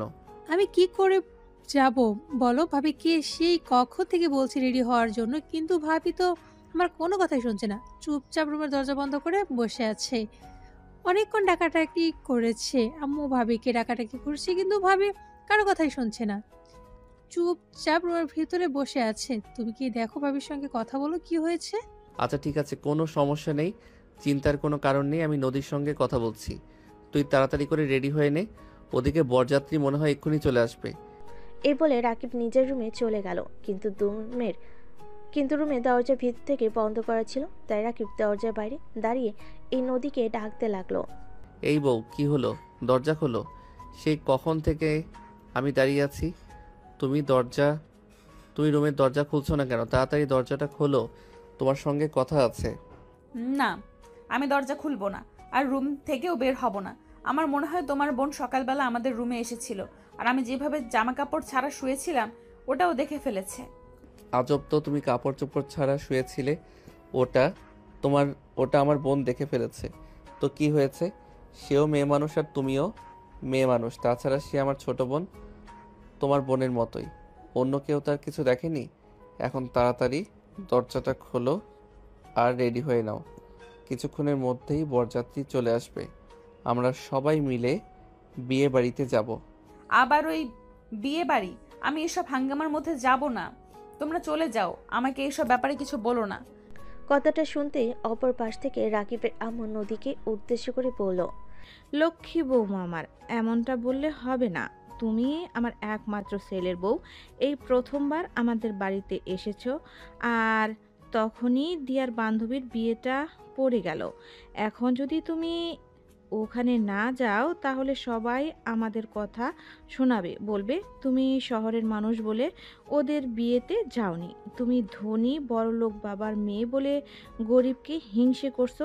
দেখো, আমরা গ্রামের মানুষ, সবাই মিলেমিশে থাকি, তাই তুমি আমাদের সঙ্গে চলো। রাকিবের আম্মুর কথায় নদী আর কোনো উপায়ন্তর না পেয়ে বাধ্য হয়ে তৈরি হয়ে নিল বিয়ে বাড়িতে যাওয়ার জন্য। কিন্তু সে জিন্স আর টি শার্ট পরেছিল। জিন্স আর টি শার্ট পরে বাইরে বের হয়। এটা দেখে রাকিবের আম্মুর কপালে হাত। উনি কপালে হাত দিয়ে বলতে থাকেন, হায় আল্লাহ, বোমা এটা তুমি কি পরেছো? গ্রামের মানুষরাই এগুলো পরে না, গ্রামের বিয়েতে শাড়ি পরতে হয়। তাছাড়া তুমি তো গ্রামে এসে থেকেই দেখছো আমরা গ্রামের মেয়েরা সবাই শাড়ি, থ্রি পিস ওগুলোই পরি। দেখুন, আমি শাড়ি পরতে পারি না, তাছাড়া থ্রি পিসও নিয়ে আসেনি। আমাকে এখন এগুলোই পরতে হবে। ঠিক আছে, কোনো সমস্যা নেই। আমাদের বাড়ি থেকে বাজার খুব বেশি দূরে নয় রাকিব, তুই এক্ষুনি বাজারে চলে যা, আর বৌমার জন্য একটা টুকটুকে লাল শাড়ি নিয়ে আয়। ঠিক আছে, কোনো সমস্যা নেই আম্মু, আমি এক্ষুনি যাব আর আসবো। এই বড়জোর 10 মিনিট লাগবে, তোমরা অপেক্ষা করো, আমি এক্ষুনি চলে আসবো। এ বলে রাকিব তার চাচাতো ভাইয়ের সাইকেলটা নিয়ে সোজা বাজারে চলে গেল। তারপর তার পছন্দ মতো সুন্দর লাল টুকটুকে একটা শাড়ি কিনে নিল আর সেটা নিয়ে বাসায় চলে আসে। তারপর সেটা নদীর হাতে তুলে দিয়ে বলে, এই নাও তোমার শাশুড়ি মায়ের পছন্দের লাল রঙের শাড়ি। এখন তাড়াতাড়ি করে এই শাড়িটা পরে রেডি হয়ে নাও। আর হ্যাঁ, এখানে একটা ফুলের গাছরা আছে, ওটা চুলে দিবে, তোমাকে খুব সুন্দর লাগবে। এদিকে রাকিবের হাত থেকে শাড়িটা নিয়ে নদী রুমে চলে গেল, কিন্তু সে তো শাড়ি পরতেই পারে না। প্রায় আধা ঘন্টা চেষ্টা করছে শাড়ি পরার জন্য, কিন্তু সে কোনোভাবেই পেরে উঠছে না। আর তখনই তার শাশুড়িমার রুমে আসে, দেখে নদী কোনোভাবেই শাড়িটা পরতে পারছে না। তাই তিনি নদীকে বলেন, আরে বোমা, এটা তুমি কি করছো? শাড়ি পরছো নাকি কলা গাছে কাপড় পেঁচিয়ে রাখছো? তুমি আমার কাছে দাও, আমি তোমাকে শাড়িটা পরিয়ে দিচ্ছি। তুমি শাড়ি পরতে পারো না সেটা আমাকে বললেই পারতে, আমি নিজের হাতে কত সুন্দর করে তোমাকে শাড়ি পরিয়ে দিতাম। যেন আমি যখন এ বাড়ির বউ হয়ে এসেছিলাম, তখন পাড়ার যত মেয়ের বিয়ে হতো তাদের সবাইকে আমি শাড়ি পরিয়ে দিতাম। সবাই আমার শাড়ি পরা খুব পছন্দ করত। আর এখন কিনা আমার বৌমা শাড়ি পরতে পারে না। আসলে আম্মু, আমি তো এর আগে কোনোদিনও শাড়ি পরিনি, তাই শাড়ি কিভাবে পরতে হয় সেটা আমি জানি না, তাই শাড়ি পরতে পারছিলাম না। যাই হোক, এখন আপনি চলে এসেছেন, তাহলে তো আর কোনো সমস্যা নেই। আপনি নিজের হাতেই আমাকে এই শাড়িটা পরিয়ে দিন। রাকিবের আম্মু তখন নদীর হাত থেকে শাড়িটা খুলে নিয়ে আর তারপর নিজের হাতে তার বৌমাকে অনেক সুন্দর করে শাড়িটা পরিয়ে দিল। আদিম যুগের মানুষও এত সুন্দর করে শাড়ি পরতে পারে, এটা নদী এই প্রথমবার দেখলো। যাই হোক, অবশেষে নদী তার শাশুড়ি মাকে বলল, সো বিউটিফুল আম্মু, আপনি তো অনেক সুন্দর শাড়ি পরাতে পারেন। সত্যি আপনার শাড়ি পরানোটা অনেক সুন্দর হয়েছে, আমার খুব পছন্দ হয়েছে। এভাবে যদি কেউ সুন্দর করে আমাকে শাড়ি পরিয়ে দিত, তাহলে আমি প্রতিদিন শাড়ি পরতাম। জানেন আম্মু, আমি না ছোটবেলা থেকেই কখনো মায়ের আদর পাইনি। মায়ের আদর ভালোবাসা কেমন হয় সেটা আমি জানি না। আপনাকে দেখতে কেন জানি না আমার মায়ের কথা খুব বেশি মনে পড়ছে। আজ যদি আমার মা বেঁচে থাকে, তাহলে হয়তো আমার মা আমাকে প্রায় শাড়ি পরিয়ে দিত, নিজের মতো করে সাজিয়ে গুছিয়ে দিত। আমার খুব ভালো লাগতো, কিন্তু দুর্ভাগ্য, আমার তো আর মা নেই। বৌমা প্লিজ এভাবে বলো না। তোমার মা বেঁচে নেই তো কি হয়েছে, আমি তো বেঁচে আছি। তোমার যা প্রয়োজন হয় তুমি আমাকে বলবে। আমি তো তোমার মায়ের মতোই, আমি তোমার শাশুড়ি, আমাকে তুমি মা বলে ডাকো। তাহলে আমি কি তোমার মায়ের মতো তোমার আবদারগুলো পূরণ করতে পারবো না? আমি যদি আমার মেয়ের আবদারগুলো পূরণ করতে পারি, তাহলে অবশ্যই তোমার আবদারগুলো পূরণ করতে পারবো। সত্যি আম্মু, আমার আব্বু একদম ঠিক কথাই বলে। গ্রামের মানুষরা সত্যি অনেক ভালো, সবার সঙ্গে কত সহজে মিশে যেতে পারে, সবার সঙ্গে কত ভালো আচরণ করে। কিন্তু শহরের মানুষের মাঝে এরকম মানসিকতা, এরকম মিশুক স্বভাব আমি কখনোই দেখিনি। সবাই নিজেদের নিয়ে ব্যস্ত থাকে সব সময়। এভাবে বসে বসে গল্প করতে থাকে বউ শাশুড়ি মিলে। আর এদিকে দেখতে দেখতে প্রায় 1 ঘন্টা সময় অতিবাহিত হয়ে গেছে। বাড়ির বাইরে সবাই তাদের জন্য বসে বসে অপেক্ষা করছে, কিন্তু তারা শাশুড়ি বৌমা এদিকে গল্প করে যাচ্ছে। তাই নদীর আপু রাকিবকে বলল, রাকিব, একটু ভিতরে গিয়ে দেখো তারা শাশুড়ি বৌমা রেডি হয়েছে কিনা। তারা শাশুড়ি বৌমা যদি রেডি হয়ে থাকে তাহলে তাদেরকে নিয়ে আসো। আমার তো বিয়ে বাড়িতে যেতে আর তর্স হয়েছে না। আমি সে কখন থেকে অপেক্ষা করছি বিয়ে বাড়িতে যাব, আর গ্রামের বিয়েতে কবজি ডুবে খাবো। আব্বু, আপনি 1 মিনিট অপেক্ষা করুন, আমি এখনই তাদের দুজনকে নিয়ে আসছি। আমার মনে হয় তারা দুজনে গল্প করতে লেগে গেছে। আমি তো আমার আম্মুকে খুব ভালো করে চিনি। আমার আম্মুর কাছে কোনো মানুষ আসলে অন্তত 2 ঘন্টা বসে গল্প করে, আর সেখানে আপনার মেয়ে তো তার নিজের পুত্রবধূ, সে মনে হয় আপনার মেয়েকে বশ করে ফেলেছে। এই বলে রাকিব ভিতরে চলে আসলো।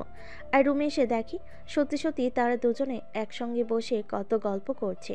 রাকিব অবাক নয়নে তাকিয়ে দেখছে, আর তখনই তার আম্মু তাকে দেখে ফেলে আর বলে, কি ব্যাপার রাগিব, কি হয়েছে? তুই এখানে দাঁড়িয়ে দাঁড়িয়ে আমাদের কথা শুনছিস কেন? আমি তোমাদের কথা শুনতে যাব কেন? আমি তোমাদেরকে বলতে এসেছিলাম তোমাদের রেডি হওয়া শেষ হয়েছে নাকি। ওদিকে আব্বু কতক্ষণ ধরে বসে আছে বিয়ে বাড়িতে যাবে বলে। আব্বু তো আমাকে বলেছে আর দেরি করে বিয়ে বাড়িতে গেলে বিয়ের খাবারই শেষ হয়ে যাবে, উনি নাকি খেতেই পাবেন না। হ্যাঁ, সেটা তো একদম ঠিক কথাই বলেছে। আসলে বউ শাশুড়ি মিলে গল্প করছিলাম তো কখন যে সময় পেরিয়ে গেল বুঝতেই পারিনি। বৌমা, চলো তাড়াতাড়ি। বলে। এরপর সবাই মিলে বিয়ে বাড়িতে চলে আসে। আর সারাদিন বিয়ে বাড়িতে অনেক আনন্দ উল্লাস করে আজকের দিনটা। কিন্তু নদী অনেক খুশি ছিল, আজ তার খুব ভালো লাগছে। সত্যি, সে যখন শহরে বড় হয়েছে তখন খেলাধুলা বা মেলামেশা করার জন্য সেরকম কাউকে পায়নি। আর এখন গ্রামে এসে কত মানুষ পাচ্ছে, সবাই তাকে কত ভালোবাসে। সবাই তার সঙ্গে 2 মিনিট কথা বলার জন্য ছুটে আসে, কেউ বা একটা ফটো তোলার জন্য। এভাবে সারাদিন শেষে সবাই আবার রাকিবদের বাড়িতে চলে আসে। রাতের বেলা রাকিবের আম্মু রান্না করছিল, আর তখনই নদী তার শাশুড়ি মায়ের কাছে চলে যায় আর তার শাশুড়ি মাকে বলে, আম্মু, কি রান্না করছেন বলেন, আমি আপনাকে হেল্প করি। আরে না বৌমা, সেটার কোনো প্রয়োজন হবে না। তুমি লাকড়ির চুলায় রান্না করতে পারবে না। তুমি আমার পাশে বসে থাকো, আমি তোমার সঙ্গে গল্প করি, তাহলেই আমার হবে। আমাকে কোনো সাহায্য করতে হবে না। আম্মু, আমার বসে থাকতে ভালো লাগছে না, আপনি বলুন না, আমি আপনাকে কিছু একটা সাহায্য করি।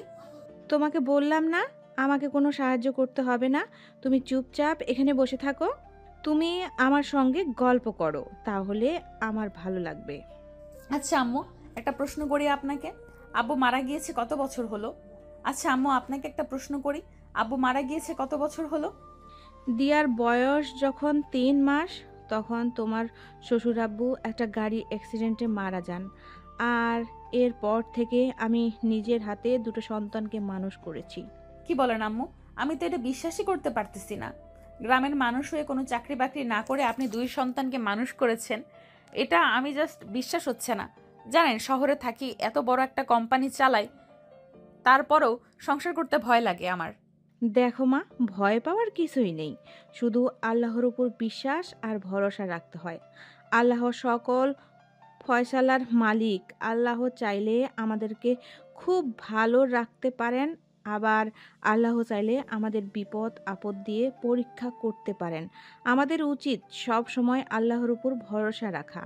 আল্লাহ যা করেন আমাদের ভালোর জন্যই করেন। তাছাড়া আমরা গ্রামে থাকি বলে আমাদের আর্থিক অবস্থা কিন্তু অতটাও খারাপ নয়।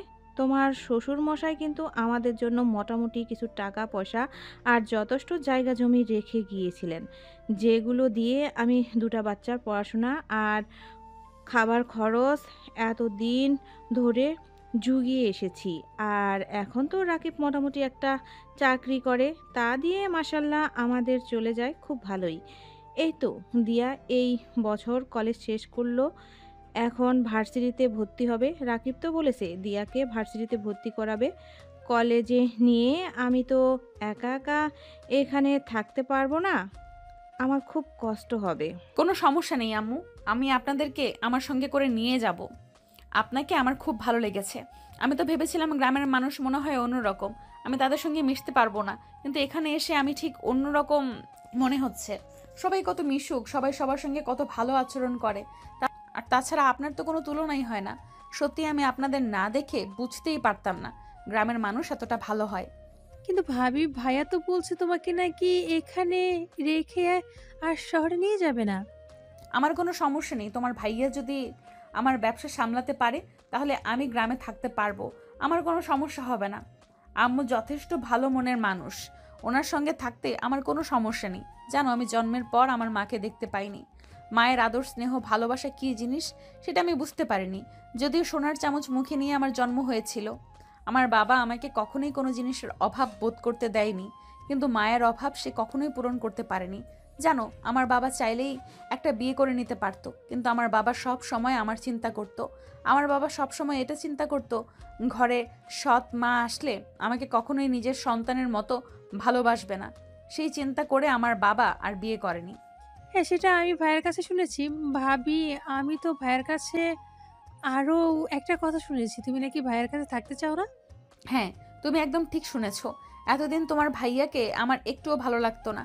তাছাড়া তোমার ভাইয়া আমার সাথে বয়সে অনেক ছোট, আমি আমার বন্ধুদের সামনে তাকে নিয়ে যেতে পারতাম না।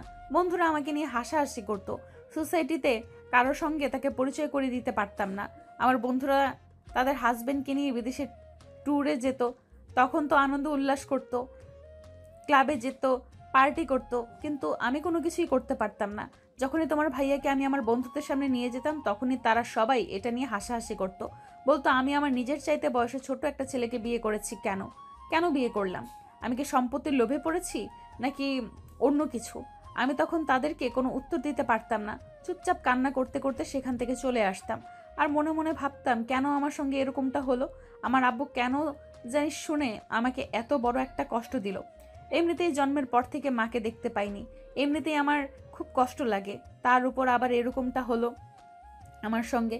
কিন্তু বিশ্বাস করো, আমি যখন থেকে গ্রামে এসেছি তখন থেকে কেন যেন আমার চিন্তা ভাবনা, মন মানসিকতা একদম উল্টে গেছে। আমার মনে হচ্ছে তোমার ভাই আমার জীবনে পারফেক্ট মানুষ। হ্যাঁ, তুমি একদম ঠিক কথাই বলছো। তুমি নিজের ভাগ্যবান মনে করতে পারো যে তুমি আমার ভাইয়ের নিজের জীবন সঙ্গী হিসেবে পেয়েছো। জানো, ভাইয়া যখন এখানে থেকে পড়াশোনা করতো, কলেজের মেয়েরা বগার ছেলেদের মতো আমাদের বাড়ির সামনে ঘুরঘুর করতো একটাবার ভাইয়ের সঙ্গে কথা বলার জন্য। কিন্তু ভাইয়া সেসব ধার ধারতো না। কলেজে পিরি ইউনিভার্সিটিতে পড়াশোনা করলো, আর তারপর তোমার সঙ্গে পরিচয় হয়। তারপরে ঘটনা তো তুমি জানোই। হ্যাঁ, একদম ঠিক কথাই বলেছ। তোমার ভাইয়ার কাছে আমাকে ক্ষমা চাইতে হবে যা কিছু করেছি সব কিছুর জন্য। আমি জানি না তোমার ভাইয়া ক্ষমা করবে কিনা, কিন্তু তারপরও আমার মনে হয় তোমার ভাইয়ার কাছে আমার একবার ক্ষমা চাওয়া উচিত। সেটা তো প্রয়োজন নেই বৌমা। আমার ছেলে অনেক ভালো। আমার ছেলে হিসেবে আমি বলছি না, সত্যি আমার ছেলেটা অনেক ভালো। তোমার প্রতি তার কোনো অভিযোগ নেই। আমি প্রতিদিন যখন তাকে ফোন করতাম সে আমাকে বলতো তুমি তাকে রান্না করে এটা ওটা খাইয়েছো, কিন্তু কোনো দিন তোমার বিরুদ্ধে এইটুকু অভিযোগ পর্যন্ত করেনি। আজ আমি তোমার আব্বুর কাছে শুনলাম তুমি নাকি কখনো বাড়িতে রান্নাঘরে পা পর্যন্ত দাও না। সেখানে আমার ছেলে তোমার নামে কত প্রশংসা করত। আমি বুঝতে পেরেছি আমার ছেলে তোমাকে কতটা ভালোবাসে। বৌমা প্লিজ, তোমার মনে হিংসা বিদ্যা ছড়িয়ে গেলে আমার ছেলেটাকে ভালোবাসো, দেখো জীবনে অনেক সুখী হবে। এরপর দিয়া আর রাকিবের আম্মু নদীকে অনেকক্ষণ বোঝালো। নদীর কথাগুলো মনোযোগ দিয়ে শুনলো। আসলে কথাগুলো সত্যি। রাকিব নদীকে অনেকটাই ভালোবাসে, তা না হলে এত কিছুর পরও রাকিব নদীদের বাড়িতে পড়ে থাকতো না। এভাবেই কথা বলতে বলতে রাতের রান্নাবান্না শেষ হয়ে গেল। তারপর সবাই মিলে একসঙ্গে মেঝেতে পাটি পেতে বসে খাবার খেয়ে নিল। তারপর গতকালকের মতো আজকেও সবাই মিলে উঠানে বসে রাত 2টা পর্যন্ত গল্প গুজব করলো। তারপর সবাই নিজ নিজ বাড়িতে চলে যায়। আর এদিকে নদী রুমে চলে আসে। নদী রুমে এসে রাকিব বিছানা গোছাচ্ছে। এটা দেখে নদী রাকিবকে বলে, কি করছো তুমি? তুমি এখানে এসে দাঁড়াও, আমি বিছানা গুছিয়ে দিচ্ছি। আরে না, সেটার কোনো প্রয়োজন হবে না। তাছাড়া আমি তো তোমাকে তোমাদের বাড়িতে কখনোই বিছানা গোছাতে দেখিনি। আমি নিজেই গুছিয়ে নিতে পারবো, তুমি ফ্রেশ হয়ে আসো। আমি অনেকক্ষণ আগেই ফ্রেশ হয়ে এসেছি, কোনো সমস্যা নেই। তুমি এদিকে এসে দাঁড়াও, আমি বিছানা গুছিয়ে দিচ্ছি।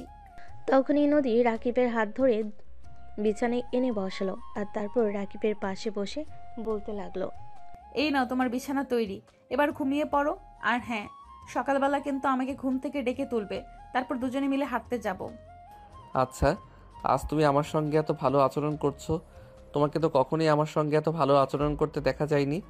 এই বলে রাকিব বিছানায় এসে শুয়ে পড়তে চায়। আর তখনই নদী তার বুকের উপর শুয়ে পড়ে আর বলে, আই এম সরি রাকিব, তুমি প্লিজ আমাকে ক্ষমা করে দাও।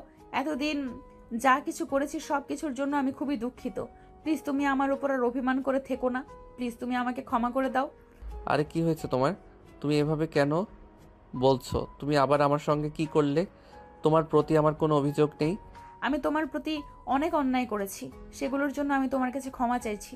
প্লিজ তুমি আমাকে ক্ষমা করে দাও। আর কখনোই আমি তোমার সঙ্গে এরকম আচরণ করব না। তুমি সত্যি অনেক ভালো মনের মানুষ, এটা আমি দেরিতে হলেও বুঝতে পেরেছি। নদী, তোমার কি মাথা খারাপ হয়ে গেছে নাকি? এখানে এসে নাকি ভূতে ধরেছে যে এই কথাগুলো বলছো?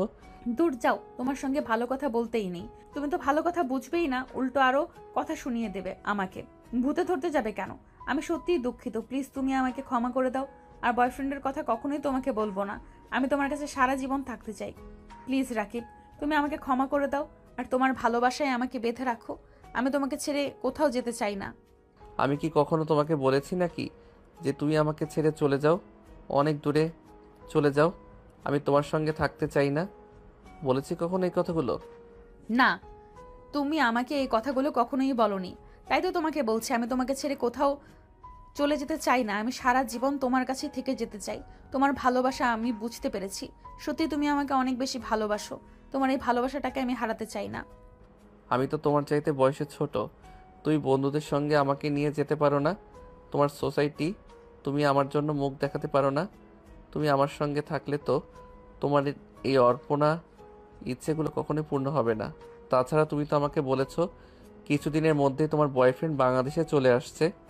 প্লিজ রাকিব, আমি এই কথাগুলো আর মনে করতে চাই না। আমি আমার বয়ফ্রেন্ডের কাছে কখনোই যাব না। কেন জানো, আমি আমার মাকে ফিরে পেয়েছি। আমার মা সেই ছোটবেলায় আমাকে ছেড়ে চলে গেলেও আবার আমার জীবনে ফিরে এসেছেন। আমি আমার মাকে আর হারাতে চাই না। প্লিজ রাকিব, তুমি আমাকে মা ছাড়া করো না। তাই বুঝি? ঠিক আছে, কোনো সমস্যা নেই। তাহলে তুমি তোমার মায়ের কাছ থেকে যাও আর আমি ঢাকায় চলে যাই। ঠিক আছে, তাহলে তাই করো। আমি আর ঢাকায় ফিরে যেতে চাই না। আমি আমার মায়ের কাছ থেকে যেতে চাই না। জানো, আম্মু খুব ভালো মানুষ। আম্মু আমাকে নিজের মেয়ের মতো আদর যত্ন করেন, কত ভালোবাসেন। আমি আম্মুকে ছেড়ে যেতে চাই না। আর যদি ঢাকায় যেতেই হয় তাহলে আম্মুকে নিয়ে তারপরে যাব। আচ্ছা ঠিক আছে, এসব ব্যাপারে পরে কথা বলা যাবে। এখন রাত 2:30 বেজে গেছে, ঘুমাবে চলো। এই বলে রাকিব বিছানায় এসে শুয়ে পড়তে চায়, আর তখনই নদী তার বুকের উপর শুয়ে পড়ে আর বলে, এই আমার না আদর পেতে ইচ্ছে করছে, একটু আদর করে দিবে আমায়? ওরে বাবা, আজ সূর্য কোন দিকে উঠলো? বাসরাতে আপনার সঙ্গে জোর করে আমাকে বাসর করতে হয়েছিল। যতবার আপনার কাছে গিয়েছি ততবারই আপনাকে জোর করে আমার সব করতে হয়েছে। আর আজ কি না আপনি নিজের থেকে এসব বলছেন? এই ফাজিল ছেলে, একদম আমাকে আপনি আপনি করে বলবে না। আমি তোমার বিয়ে করা বউ, আমাকে তুমি করে বলবে। আমাকে আমার নাম ধরে ডাকবে। আপনি আপনি করলে কেমন পর পর লাগে। ঠিক আছে বৌরানী, চলেন তাহলে আপনাকে আদর করি। এ বলে রাকিব নদীকে নিজের কাছে টেনে নেয়, আর নদীর ঠোঁট দুটো নিজের দখলে নিয়ে ইচ্ছে মতো কিস করতে থাকে। আর এদিকে আজ নদীও রাকিবের সঙ্গে রেসপন্স করতে থাকে, কারণ আছে রাকিবকে মন থেকে মেনে নিতে পেরেছে। রাকিব আজ নদীর সম্মতি পেয়ে নিজের মন ইচ্ছা মতন নদীকে আদর করতে থাকে। আর কিছুক্ষণের মধ্যেই দুজনে ভালোবাসার মহাসমুদ্রে ডুবে যায়। প্রায় ঘন্টাখানেক চলল তাদের এই ভালোবাসার আদান প্রদান। তারপর দুজন দুজনকে জড়িয়ে ধরে ঘুমিয়ে পড়ে। সকালবেলা ফজরের আজান দিতে রাকিব নদীকে ঘুম থেকে ডেকে তুলে আর বলে, এই যে ম্যাডাম, তাড়াতাড়ি ঘুম থেকে উঠেন, গোসল করতে হবে। এটা গ্রামের বাড়ি, এখানে টিউবওয়েলের পাড়ে গিয়ে গোসল করতে হয়। সকাল হতেই সবাই ঘুম থেকে উঠে যাবে। আর সকালবেলা যদি আপনাকে কেউ এভাবে গোসল করতে দেখে তাহলে সবাই নিয়ে হাসাহাসি করবে। করলে করুক, তাতে আমার কি? আমার জামাইয়ের সঙ্গে আমি রোম্যান্স করছি, তাতে কারোর কোনো সমস্যা হবার কথা না। চুপচাপ ঘুম থেকে উঠো, এটা গ্রামের বাড়ি, সবার সামনে লজ্জায় পড়তে হবে। এই বলে রাকিব নদীকে টেনে বিছানা থেকে তুলে আর তারপর ফ্রেশ হতে চলে যায়। নদী ফ্রেশ হয়ে এসে আবার বিছানায় শুয়ে পড়ে। এটা দেখে রাকিব বলতে থাকে, কি হলো, তুমি আবার এসে বিছানায় শুয়ে পড়লে কেন? আরে জামাই, রাতে 3:30 বাজে ঘুমালাম, আর এখন ভোর 5টা বাজে, আমার ঘুম হয়নি। চলো আসো, দুজন একসঙ্গে ঘুমাবো। রাকিব তখন আর কোনো কথা না বলে চুপচাপ নদীর সঙ্গে বিছানায় চলে আসলো। আর তারপর দুজন দুজনকে জড়িয়ে ধরে ঘুমিয়ে পড়ল। এভাবেই শুরু হলো তাদের নতুন একটা ভালোবাসার গল্প। ভিউয়ার্স, আমাদের আজকের গল্পটা এই পর্যন্তই ছিল। আমাদের প্রেমের গল্পটা আপনাদের কাছে কেমন লেগেছে অবশ্যই ছোট্ট একটা কমেন্টে জানাবেন। সবাই ভালো থাকবেন, সুস্থ থাকবেন। আবারও দেখা হবে নতুন কোনো প্রেমের গল্পে। এ পর্যন্ত সবাই অপেক্ষা করুন।